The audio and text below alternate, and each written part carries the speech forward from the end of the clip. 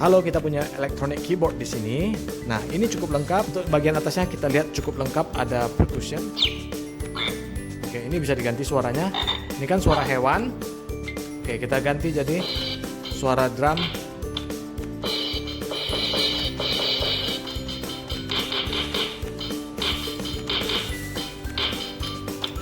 Oke, nah di sini ada rhythmnya.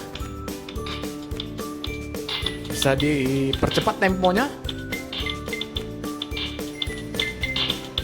Ada beberapa preset di sini. Lalu di sini ada tombol record. Oke, di bagian sini kita punya beberapa instrumental. Contohnya suara piano.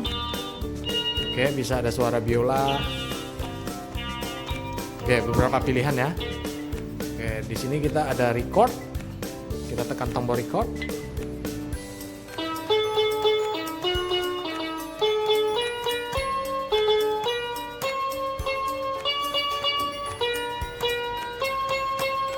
Ya, kita bisa replay di sini.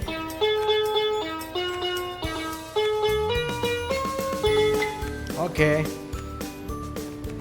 Oke, kita lihat permainan expertnya.